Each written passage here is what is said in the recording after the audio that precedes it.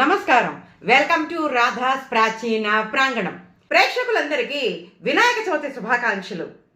ఎక్కడ చూసినా వినాయకుడి మండపాలతో, అలంకరణలతో, వైభవాలతో ఎంతో అందంగా వెలిగిపోతున్న మన వినాయకుడికి ప్రత్యేకంగా పూజలు ఎందుకు చేస్తున్నాము అంటే ఈరోజు అదేనండి, వినాయక చవితి రోజు మన వినాయకుడి పుట్టినరోజు.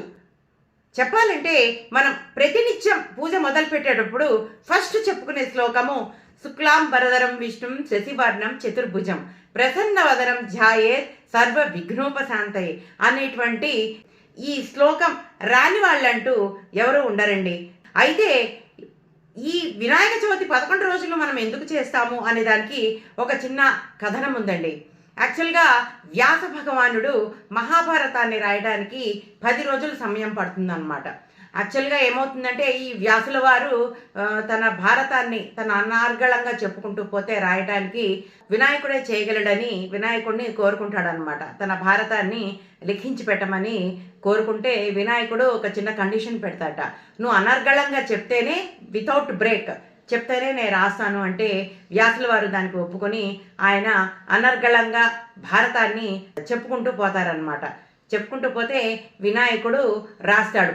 అలా మొత్తం భారతాన్ని 10 రోజులు రాసినట్టు 11వ రోజున ఈ మొత్తం మహాభారతం అంతా కంప్లీట్ అయిపోతుంది. కాబట్టి అది 11వ రోజున వినాయకుడికి మనము నిమజ్జన చేస్తున్నట్టు కూడా చెప్తారండి.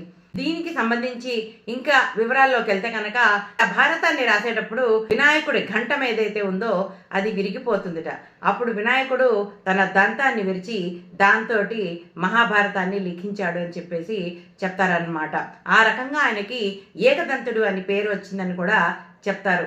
అంతేకాకుండా ఇంకో కథనం ప్రకారము గజాసురుడు అనేటువంటి రాక్షసుడు, అంటే ఈయన శివుడిని కడుపులో దాచుకున్న గజాసురుడు వేరండి.